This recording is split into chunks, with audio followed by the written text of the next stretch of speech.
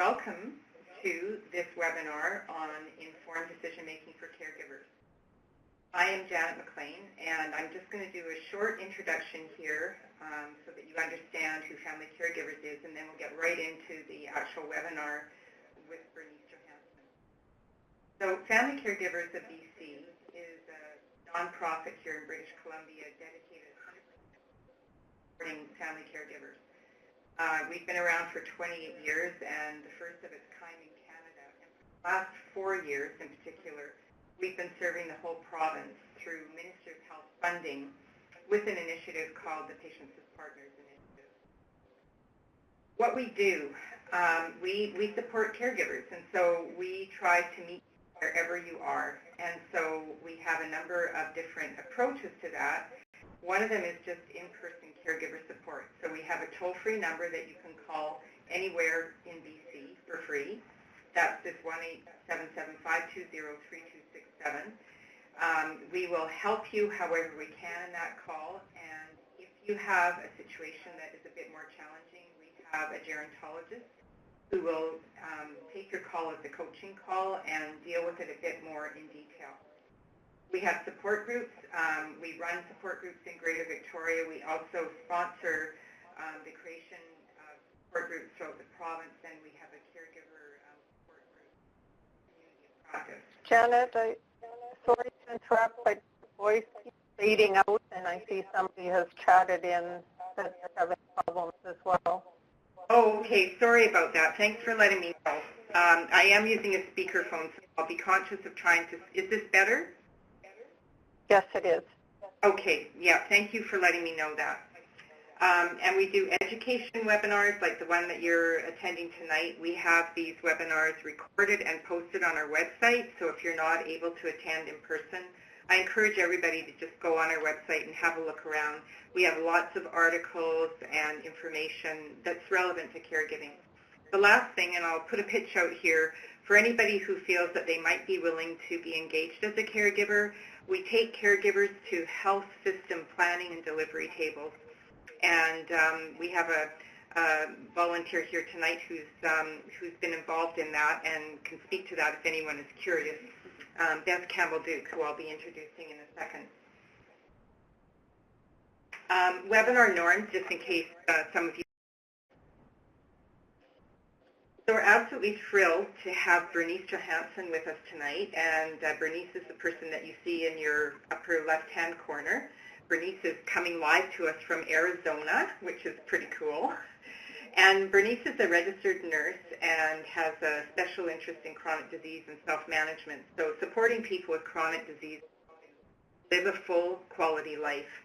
She's passionate about helping others develop skills and enhancing partnerships with the people that they care for, and has been privileged to work with First Nations communities for more than 20 years. So Bernice contracts with an organization called the Center for Collaboration, Motivation, and Innovation, and they do amazing work. If you ever have a chance to go on their website, and we have a link on our website to that organization. So Bernice, thank you so much, and I'm now going to turn it over to you. Before I do that, I will just introduce Beth Campbell Duke. I don't have a slide of Beth here, but she's with me in person here in Victoria. And Beth, why don't you just give them an overview of what you've done?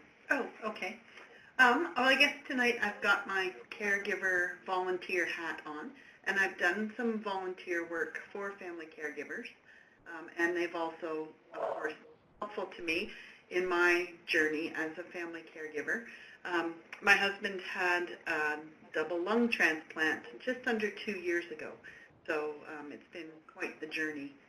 And I was asked to come on tonight to be the guinea pig and go through the process that the CCMI has for helping people make informed decisions with regard to caregiving. Thanks so much, Beth. So Bernice, I'm going to turn it over to you now. And before I do that, just one mention. At the bottom of your screen, underneath the slide presentation, you're going to see a worksheet. And you can download that. If you're using your computer, you can actually click on the button that says Upload File, and you'll be able to download that to your computer. I will just mention again that this webinar is being recorded and will be posted on our website, Family Caregivers of BC, and we will also have that handout available. So Bernice, thanks and so much. Take it over to you. Okay, and I should be able to move the slides now? Yeah. Okay. Thank you, everybody. Thank you so much for joining, and thank you, Janet, for the invitation to CCMI to participate in this webinar, and thank you so much, Beth, for agreeing to work with me for an example. And yes, I'm really enjoying the opportunity that technology provides so that I can spend the winter in Arizona and still work. That's terrific. So this evening, we're going to talk about a couple things. And first, about what experiences have we had with decision making, and some of you have chatted in the chat box about how you're making decisions now, and talk about what method can you that you might use to make informed decisions. So I'd like you to do some chatting or thinking about right now. You know, think of a decision you've recently made, and this could be decisions in your own life related to work or your personal life, or they could be decisions around caregiving and the person you care for. I know an example that I have in my life was recently I was in the doctor's office with my husband, and the doctor wanted him to go on blood pressure medications because his blood pressure has been going up, and he really didn't want to take medication. So my decision was, you know, whether I should be encouraging him to take medications, or how could I help him to make that decision. And I think a few people are, you know, posting in a couple things. Expanding my business. That would be a big decision. Yeah. There's another one, yeah, about enroll my husband in day program 2 days a week. Yeah. Are there any other ideas, decisions you've recently made that you're willing to share? Yeah, moving my mother into a care facility.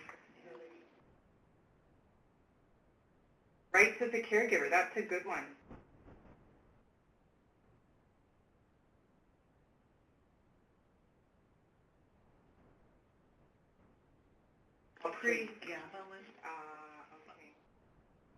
Gabapentin as a pain medication.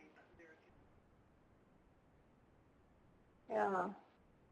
So we can see we're making decisions all the time, right? There's lots of things coming up here. You know, Janet, if you want to read some of them. Yeah. So what are my rights as a caregiver? Decision to add Lyrica to loved one's meds to help them sleep at night. Doing my bathroom over to install a walk-in tub as a spouse cannot use the old tub. Deciding to have my husband put into temporary care while I go into hospital for surgery. How much sacrifice the personal matters. Do I matter? And then lots of people are agreeing with others. So these are great examples. Thank you so much. Yes, thank you. You can see that lots of decision making people are doing all the time. So what is a decision? What is decision making really? Well, here's one definition. Wikipedia isn't usually where we find the credible or reliable sources, but this definition seems to really fit with what we're talking about today. So the process of identifying and choosing alternatives based on the values, preferences and beliefs of the decision making. I think some of the key words there are identifying, choosing, alternatives, and there's values, preferences, beliefs.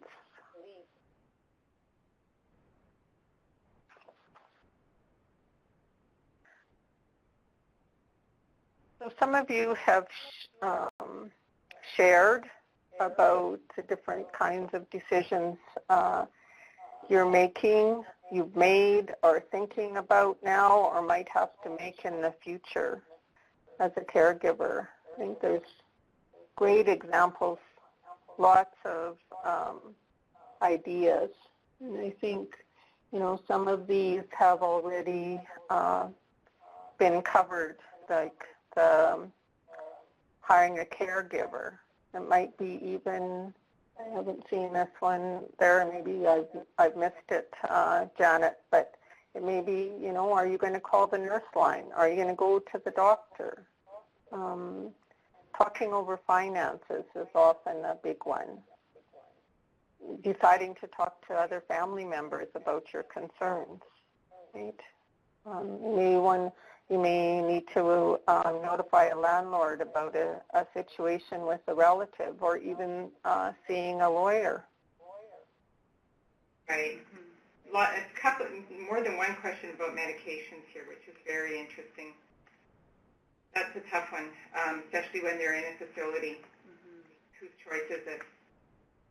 This last one, when a loved one. So what are some of the thoughts about medications in a facility? Sorry, I'm missing that. The last one from PJ. Okay. Yes, I see that now. Yeah, so, I'm just going to read you a couple of examples. So a daughter or son is noticing their parent has spoiled food in the refrigerator. Their parent is more repetitive in speech, and they're worried about what is going on with the bills and banking since they see some unopened mail on the table. So they may be wondering, is it time to call for an assessment by a care manager from home and community care? Does their parent need more care?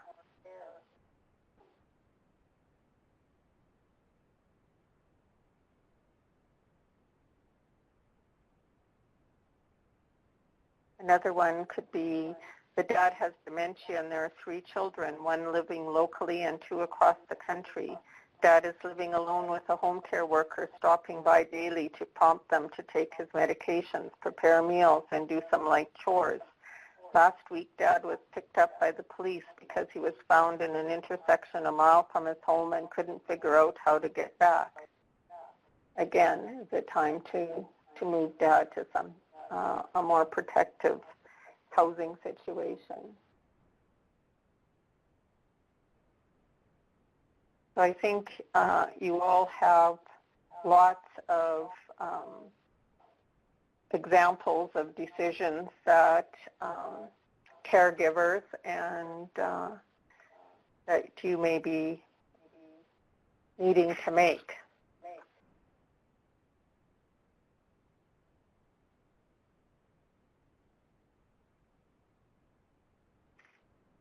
So what do we want to avoid? Unfortunately, making decisions sometimes feels like this game, which some of you may recognize. Any ideas to put in? Yeah, or chutes and ladders. Some people have called it as well, exactly. So we're going to look more closely at some of the things that can hamper decision making and some of the things that can help. What we want to achieve is an informed decision, one where we feel like we have the information we need to make a choice and that it fits with our values, our preferences, and beliefs of those involved.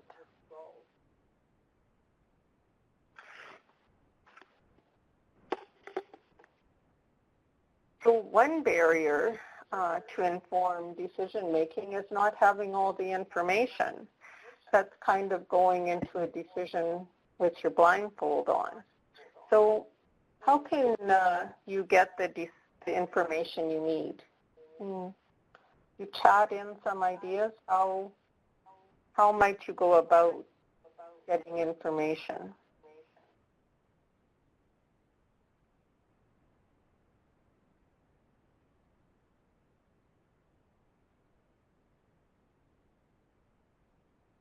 I think some people mentioned at the beginning that they spoke to relatives. That's right, yeah, and I think there was Ask an Expert as well, wasn't there?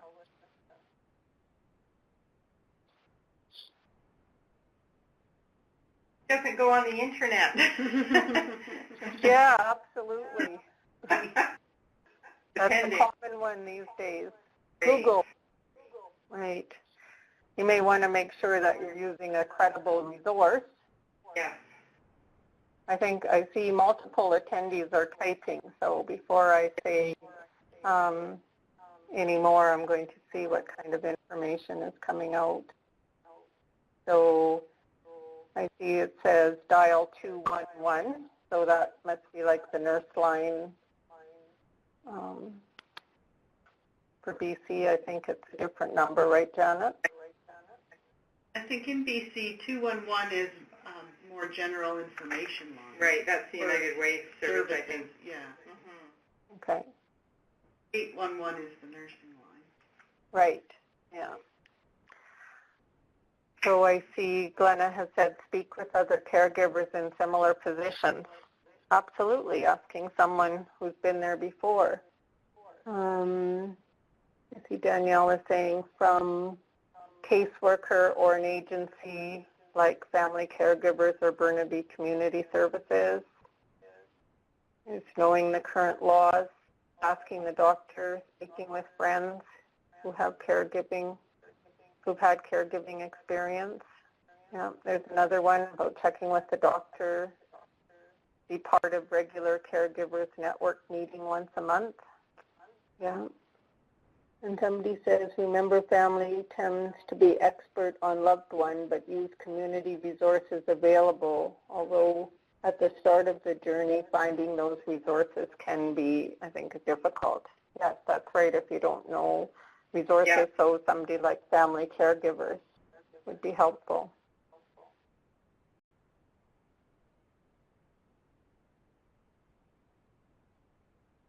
Yes, I think everybody, ideas, don't have anything more to add to those.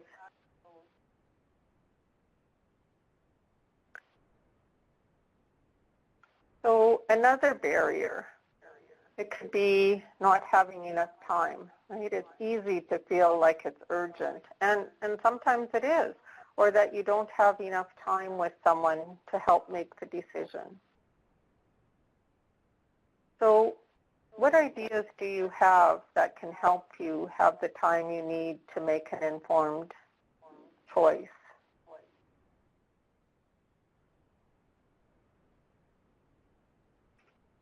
Anybody want to chat in some ideas they might have? So if you feel that you just don't have enough time,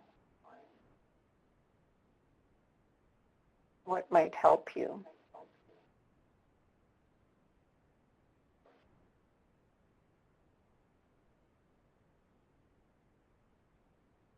Time off work.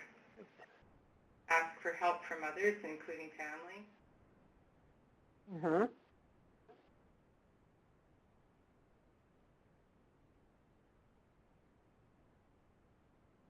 Let's see if there's a few more people typing. So before I jump in, we'll let the give it time to see what people have. Organize priorities. That's a really good one, Deborah Lee. Hard. Mm-hmm. And let some things lie. That's right. Yeah.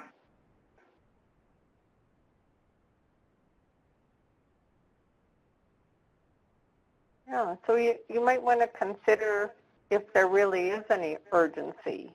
You know, did this come on suddenly? If not, there's probably time to figure it out.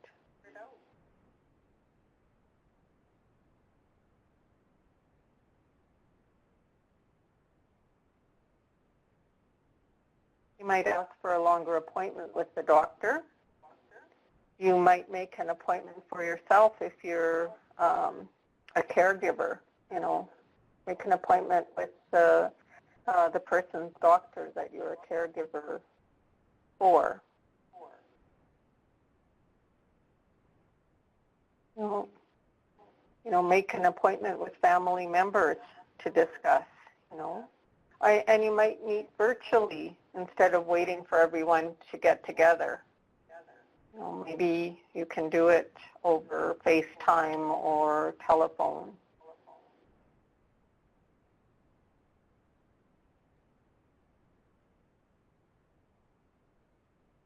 Yeah, excellent ideas.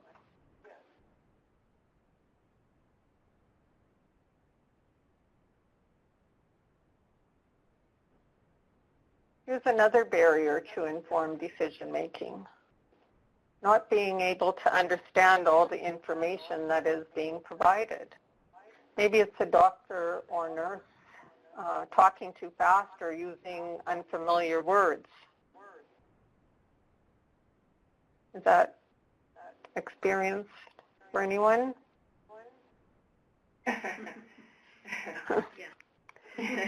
Chuckles. That's agreeing with you.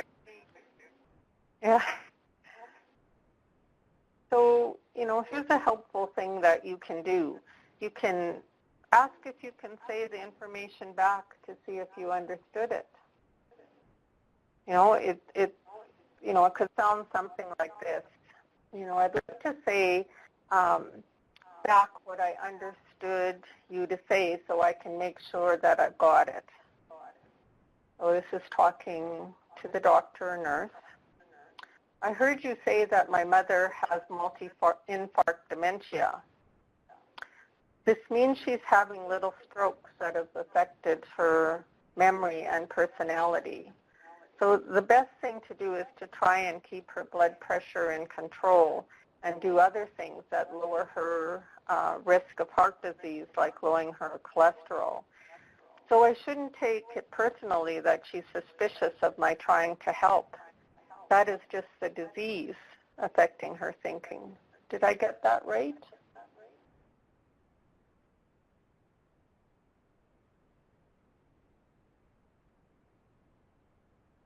Oh, you're talking about Deborah Lee's comment? About hesitating to involve other family members? Oh, I'm sorry, Janet. Are you talking to me? Or? No, sorry, I thought you were asking a question of one of the participants. No, so this is talking to the doctor and saying, you know, did I get that right about this is the information that I understood that you said? Right, clarifying. You know, yeah. And sort of, you know, repeating back what you heard they say to make sure that you understood.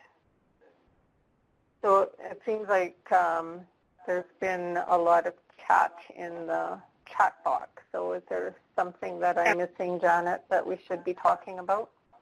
Yeah, people are just commenting, you know, about your point about urgency and whose urgency is it, asking your point about asking for an appointment with a care recipient or then involving other caregivers. And then I think there was, you know, one person, Deborah Lee, said sometimes it's better to leave out other family members because they can ask a bunch of questions and jump in but don't really want to help. And, you know, others are saying there's nothing to really lose by asking. Danelle said that she provides help to her husband and actually attends his appointments with him so that there's two pairs of ears listening. So maybe this fogginess coming out of the healthcare provider's mouth isn't as bad when there's two sets of ears to interpret. I invite and you for, on it. go ahead. We use, this is Beth. My husband was quite ill for a long time with end-stage lung failure prior to his transplant. So there was quite a lot of information flying around. And I eventually clued in that I should be taking notes. So not only did I start to attend doctor's appointments with him, and my background is more in science and education than his is in history. And he was the one who was ill, so it really was helpful to have me present and taking notes, because then we could refer back things too and not lose issues, wouldn't slide off the table. Mm-hmm. And did you ever try clarifying with the health professional that you understood what they were saying? Mm-hmm. Yes, I do that. And my background is in biology, so I do a lot of translating for my husband as well. So after the fact kind of thing. And did you ever have any of the healthcare providers challenge your role or you asking questions? No, we've never had trouble. I think partly because we keep a binder. We stole this idea from when he was hospitalized to have patient binders. And so I've got all of the information in that patient binder. I have a one-page summary with all of his information, contact information, medication, clinic notes. And when you walk in and you're prepared and you open your binder, and they might ask for his medication list, and I fire out a hard copy for them, because it's 2 pages of an Excel spreadsheet. I think that tends to buy you some credibility right off the bat. Yeah, I think that's an excellent idea for, especially when you get into complex situation and you've got a lot of information to keep straight. And we ran certainly, go ahead. So I was just going to say, at the beginning of his illness, he had 1 or 2 medications, and then the list got longer and longer, and then there were multiple doctors prescribing, and so it was just for our own sake we started keeping better records for ourselves. So, yeah.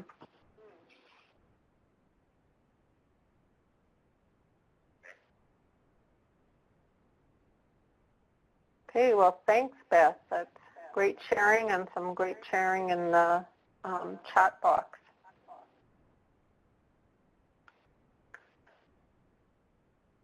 So here's something else that can happen. No one's listening to you. You have a lot of helpful information based on your experience as a caregiver, but no one seems to care. Probably walking in there with a binder, certainly helps, but how can you get in? The next step is going to be a laptop. Yeah, so how can you get the information you need if it seems like no one is listening to you?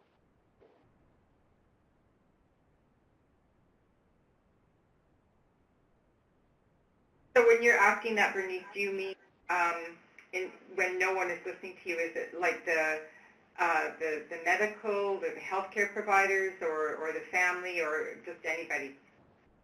Well, it could be whatever. It could be the doctor. It's probably mostly what we're talking about here is that the healthcare providers, they just don't seem to be listening to you.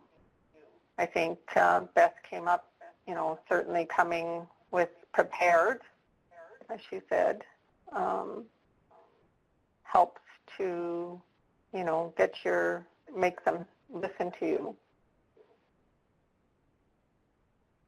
And R has put a comment there that the healthcare team or whoever you're dealing with just uses empathy statements but doesn't provide actual solutions. And we've run into that as well. And it really came down to our network and knowing who to call, who had more authority to interact with that person.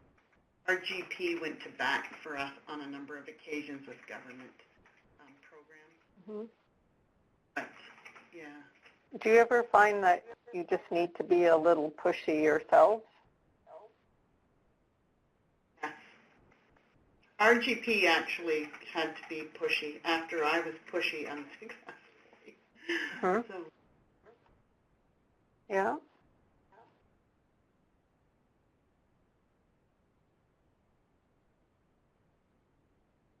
Rhina says, it took me 5 years to get someone to listen to me about my husband. Finally, I had to insist when personality changes occurred. Finally ended up with 2 diagnoses. Unfortunately, life could have been much not so difficult. Right. Yeah. Yeah. Okay, so Linda, you're an advocate for your husband. Yeah, and it sounds like you've toughened up a bit. I'm thinking that's part of the journey, right? It's just to really realize that you have to assume your role with some authority. Yeah. And you learn as you go. Right. We refer to some of that as things like, that wasn't a Dale Carnegie moment. Right. But you learn it better next time. Yeah, as Glenna says, sometimes I felt like a real D, but it was necessary. And yeah, I mean, it's not always appropriate to be the nice person. You have to kind of, you don't have to be obnoxious, but you have to kind of dig your heels in and take a stand with positive, assertive. Exactly. I like that. Yeah, you know, you might find a way that will help you interrupt when needed that will appeal to the person you're working with. So, example, you might say, you know, I know you're a really busy nurse and you have a lot of people to care for tonight, but can I show you a way to give my dad his pills that works really well and is faster? Right. So that you're working with them.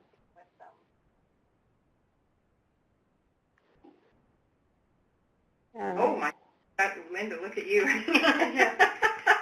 Yeah, so you're keeping the Jerry psychiatrist in the loop there. Right.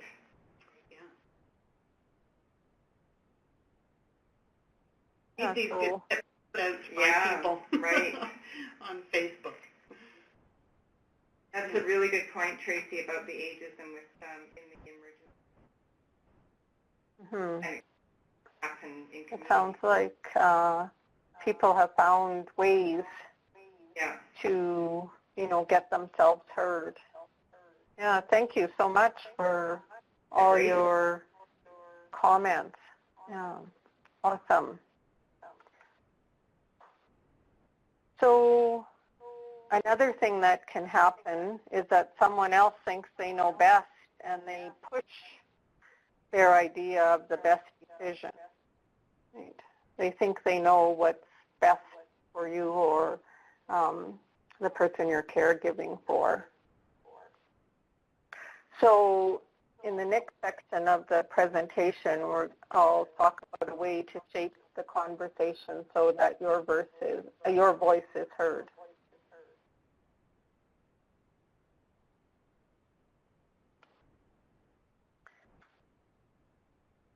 So yeah, let's talk about some things that can support an informed decision. One is to learn as much as you can about the options. So we've already discussed making sure we can get the information we need. Are there any other ideas anyone has had about getting good information? I know you've shared an awful lot of really good points. I know somebody had mentioned about the internet, so we want to make sure that we're using reliable websites, things like, I know in BC there's the BC Health Guide, Health Link, there's WebMD. You know, going to the library, again, make sure that you find credible things, or you may be calling the nurse line in your province, or I know in BC there's the dietitian line, pharmacy line.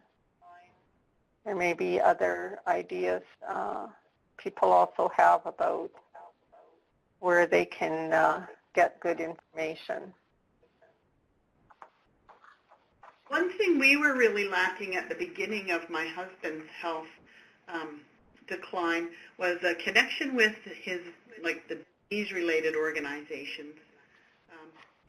And when we got the transplant, we had to go to Vancouver, and we landed among actual people. We were living a bit off the beaten path. We landed in with people, and they invited us into their Facebook support groups.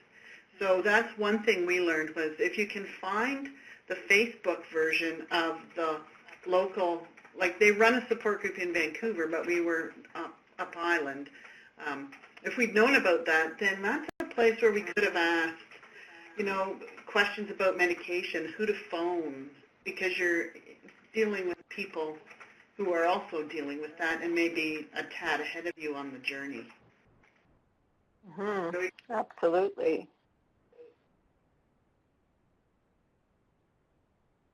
How did you find the Facebook support group? Like, did you just do it from your own Facebook page and do a query, or? At first, well, yeah, before his transplant, we found Facebook support groups in transplant. Some were in the States and some were in England. That were quite good. But then when we got to Vancouver, we learned of the much smaller groups with maybe fewer than 100 people. Okay. But they were specific. It's the BC, it's the Vancouver General Hospital Lung Transplant Support Group. And it was, yeah. That's crazy, Glennis. So you found out about this webinar from someone in the U.S. Oh, no. Yeah. I think it's just being open to, I need help and information, and wherever you're at, you know, if you hear of family caregivers or you spend time on social media, people, you know, now that we've had the transplant, we're turning around and trying to help families coming after us. Yeah, so, good point. Yeah, I think the help out there is, you just have to dig it up. Yeah, so I think this discussion really fits with the next slide about, you know, working as a team. So whether it's other family members, neighbors, friends, healthcare team members, or, you know, as Beth has mentioned, you know, other support groups. You know, any other ideas or people or things that might help with decisions? PJ mentioned using public health unit staff, so that's another good suggestion. Family Support Institute out of Vancouver has resourced parents across the world. Yeah, I mean, there's just so many different routes. I guess it takes a little bit of persistence to see what you can find. Yeah, and to find what works for you, right? It can also, I imagine, be a little overwhelming when you start your search.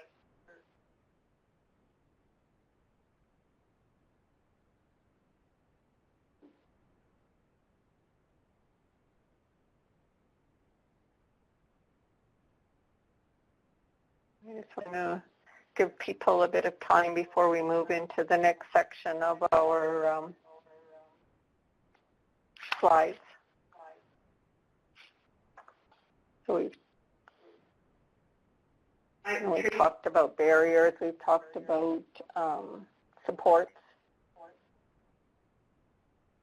Bernice, Tracy makes a comment here. I think she's going back to the previous discussion. Know your facts and practice saying what you want to say so that when you're under stress, you're still ready to advocate in a calm way. I love that. That's such a good one. I've told a couple of people here that we have a communication webinar, and you know, I took a lot away from that webinar, and when I'm going to have a really difficult conversation, I practice. Yeah. You know, it really does help. Yeah, absolutely. Yeah, Deborah Lee's pointing out how important it is to get information from Revenue Canada about the financial implications. Yes, so important. Okay. Yeah, you know, so certainly a lot of these things you're going to find out from other people that are in similar situations, right, rather than the healthcare professionals that you're meeting with. Tracy's there. I think the one about talking with other people in the waiting room, that was key for us when we hit transplant. That was like the support group. And that's where we got connected in with the Facebook groups, people just chatting and helping you out. And Right. you know, Jorga, I get this side effect from medication, and you know, what about this? Hey, well, awesome. Just awesome amount of interaction. But I'm also keeping a little bit aware of the time and thinking that we should move into the next section of the presentation, unless there's something else that people would like to chat about. I think they're giving some other ideas of programs, so lots of resources. Go ahead, Janet. Yeah, I think we've covered off most of the comments. Okay. So one of the biggest supports to making an informed decision is to have a systematic approach to decision making, and that's going to bring us to the remainder of the presentation. Using your brain to make informed decisions, and as Janet mentioned at the beginning, at the bottom of your screen you've got the worksheet that we're going to be going through. So if you find it helpful to print out, or we'll be following through that the content of it. So the acronym BRAIN. CCMI first learned about the BRAIN acronym from a family member who was attending childbirth education class.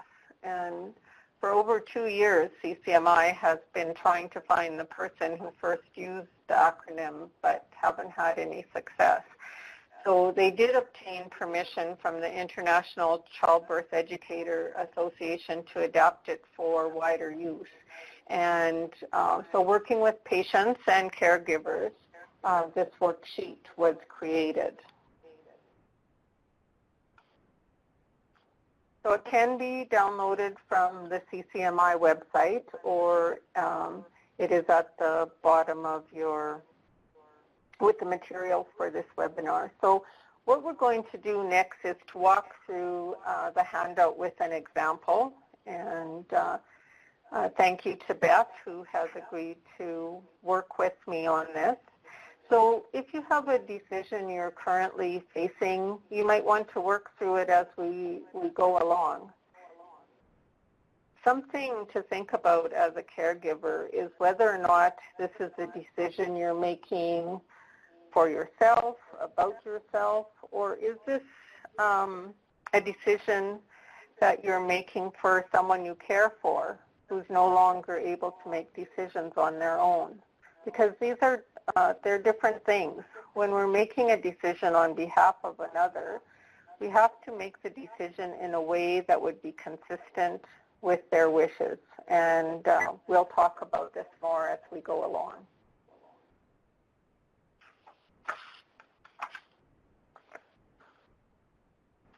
So you can use this worksheet on your own, or if you want to talk through the decision, you can use it with another person, like I'm going to do with Beth. So at the top of the worksheet, there are some key questions to answer. So what is the decision I need to make? So you want to jot that down on the worksheet. How much time do I have to make this decision? Is there a place waiting in assisted living and I have a day to make a choice, or do I have some time? Who's involved in making the decision? Are there other people who need to be included, whether that's families or other professionals who can help? And finally, what are my values? This is a conversation about what really matters to the person making the decision. So let's stop a bit and think about values. So another way to think about this is what matters. What's important? Is it comfort, length of treatment, or length of life, a treasured daily activity? Is it time with family or friends, or a valued pet? You know, a goal you want to accomplish.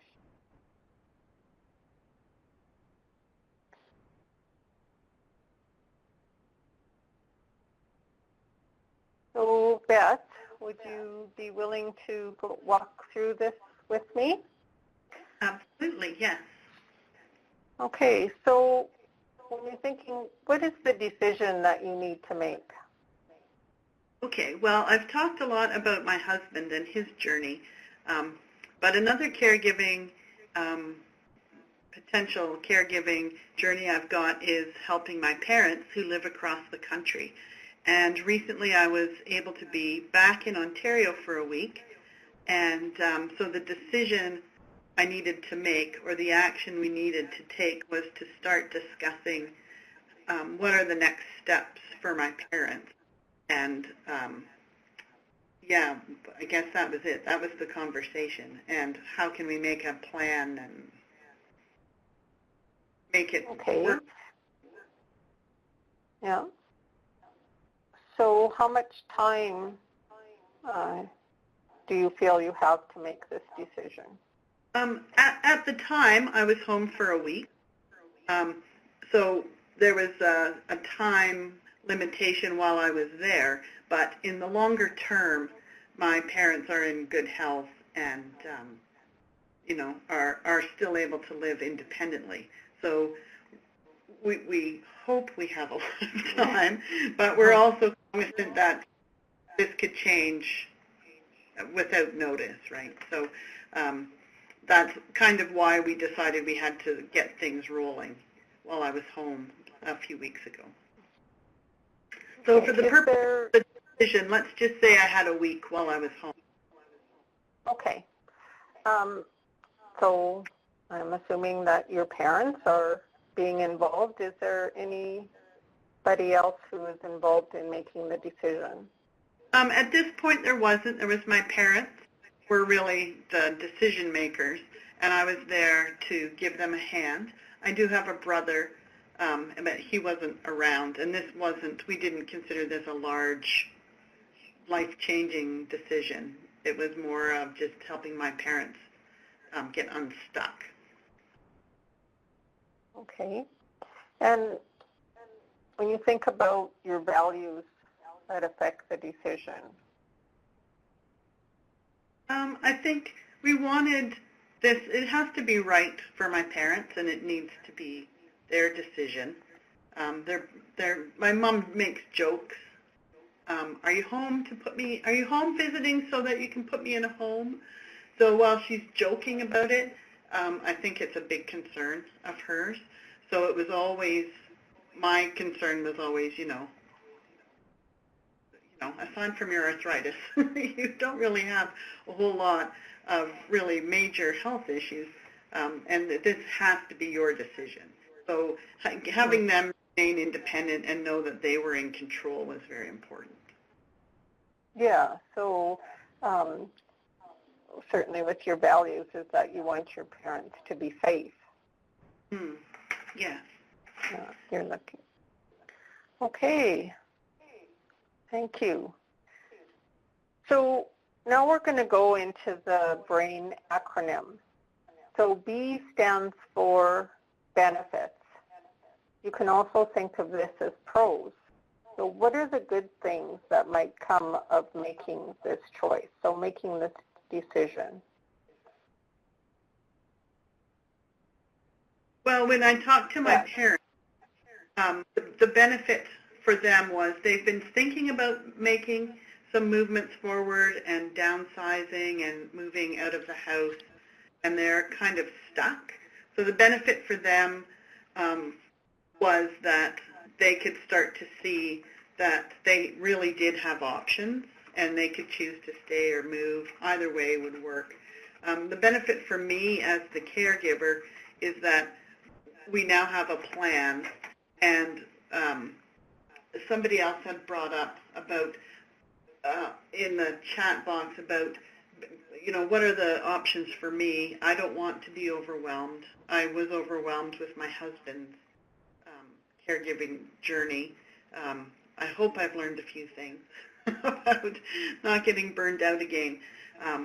But certainly getting the conversation started early was a benefit for me as the potential caregiver. Mm-hmm. Okay, yes, thank you. So now we move into the next section, and R stands for risks. So you could consider these as cons, and you might need to talk to someone about the specific choice to understand these. Okay, so for instance, if you're thinking about the choices about undergoing a test or a surgical procedure, you might need to talk to your healthcare provider to see what are, the risks. So Beth, in regards to your situation, what were you thinking of as risks?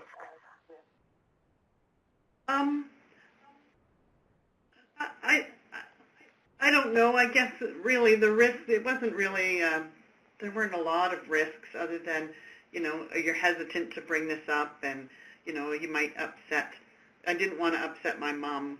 She wasn't upset, but I knew it was a kind of a sensitive topic for her.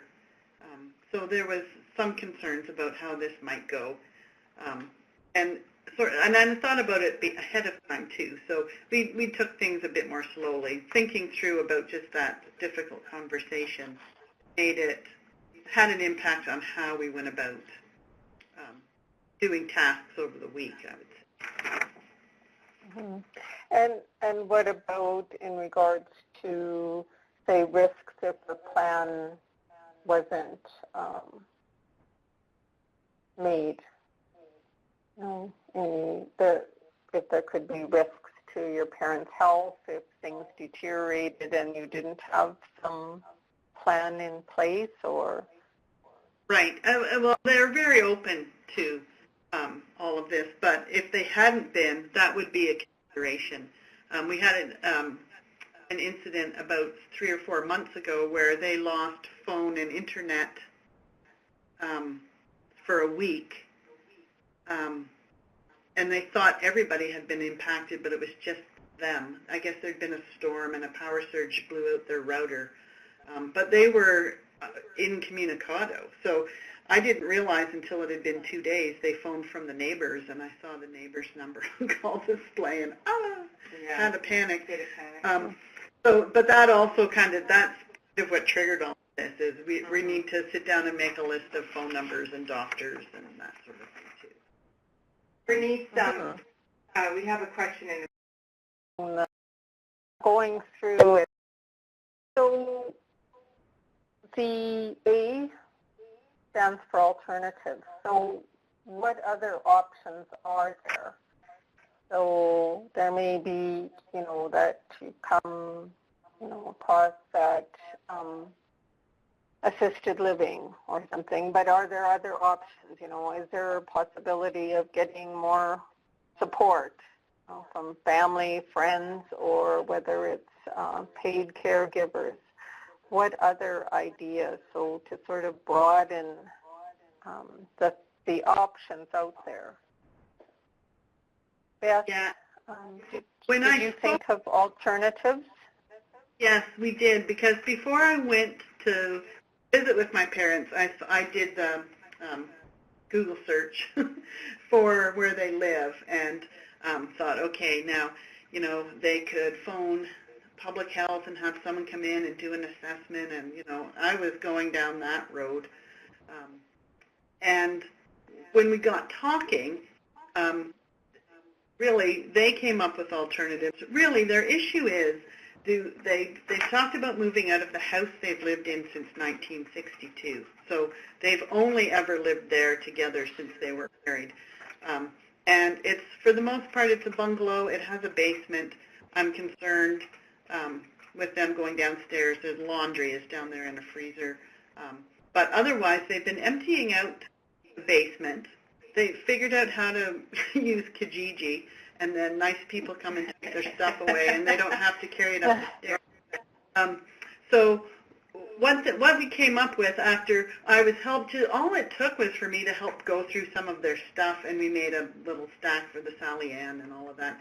And then we realized there were some larger things, and I Googled, there's a woman in town who will help seniors downsize, and so they were quite excited to talk to her, and she was going to come over and help them out, and that was where we left things. So really it was about getting them connected up with the right person.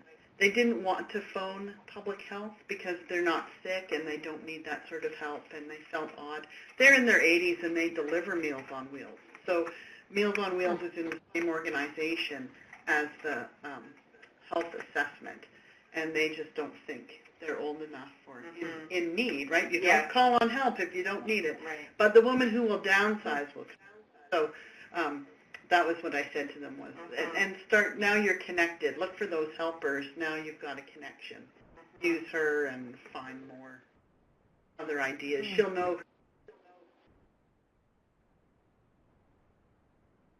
Right. So, once you start exploring, there's other options out there, right? And often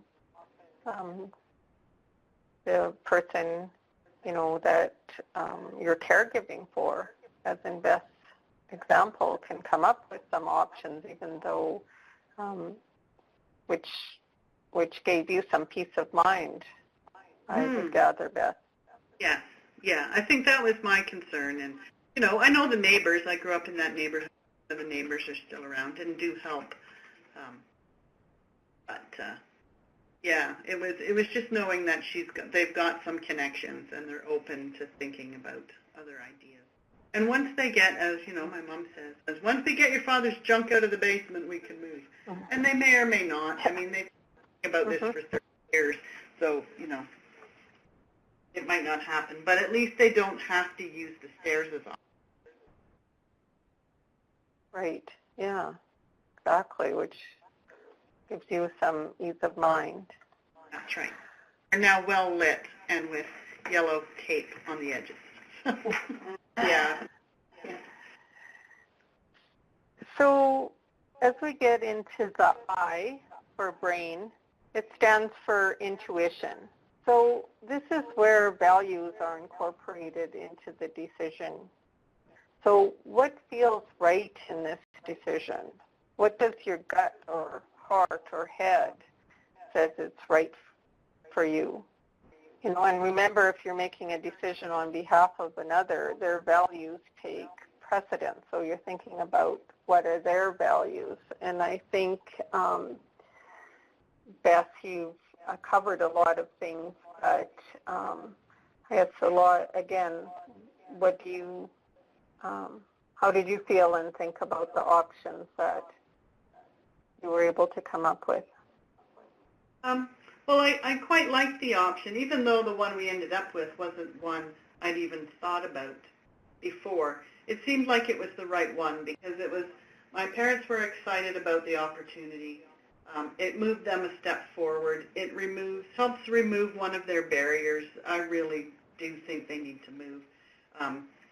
But what has been holding them back is, as my mom's excuse, all your father's junk in the basement. So that will be removed. And that is one step closer to them thinking about, this might be a good idea. And so you sort of come up with kind of what the next steps were, but the N would be for the next step. So what's next in this decision? I think I'm feeling like the intuition, I'm feeling pretty good. There were some other things we did during that visit. We filled out the Atlas of Caregiving Care Map, which helps you map out and just draw a diagram of the care situation. So I now have a list of their doctors and their phone numbers and their medication So I think we're prepared, if something in an emergency happens. And I also think then the next steps for them is, it's not like I never talk to them. I talk to them on the phone all the time. It's just that I was home visiting, and we actually got to do some hands-on moving of stuff out of the basement. So I think, that's the next steps are just talking about how that went and, carrying on conversations that Mm-hmm.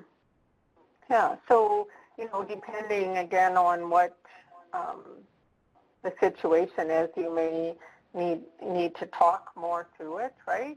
You need more time to think the decision through. You may want more information.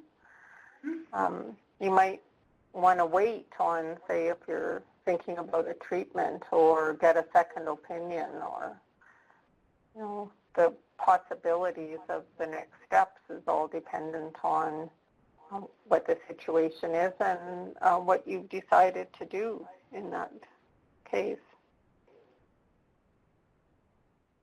Yeah. So, and so our decision, we were discussing all of the different options during that week, and, because in my head you would have someone from the health region come in and do an assessment of the house and say what sorts of things they could do to help you out. But we ended up not even going to that step. And the decision was just for my parents to phone Patty, who's the sweet home lady, and she would come and help them out. But we have had that discussion about the other things, so there could be next steps involving the health region and things You've like planted some seeds. Yeah. Yeah, then think about small steps in the direction you see as your end goal. Getting moving, even small ways, Steve's just talking. That's right. Yeah, right on. Yeah, exactly. Yeah. And on the worksheet, the final part is, to write down the decision and, to remember that the decision might be to gather more information or to do nothing. That still is a decision. So, because doing nothing is a decision. And some of you may know brief action planning or another planning method. So the next step after the decision might be an action plan. So when, where, how, maybe helpful things to discuss. Yeah, the brief action planning. There was a webinar on brief action Yeah, we planning have one of those recorded. that I haven't watched yet, but need to, because that's come up quite a lot for me in the last week or two. Is about brief action planning would work. So. Yeah. So for all you folks online, we have a webinar recorded on brief action planning. Connie Davis did that from CCMI, same organization as Bernice. Really, really helpful tool. And if you call our line, so here's another option. If you're feeling stuck and you just can't find your way out, call us and we can do a brief action plan with you. And what we'll do then is we'll follow up with you to see how you're making out. That's part of the process. And we've all taken the training in brief action planning, so we find it really a helpful tool. And we focused it on the caregiver. So, you all have decisions that you have to make about the care recipient that you're looking after, but we really try, when you call us, to support you. And so that's our focus. We'll try and get you to do a brief action plan for yourself. And Glenna, I do know that this situation, so this is being, and I'm really pleased that you could do that from Arizona, and here we are in Victoria.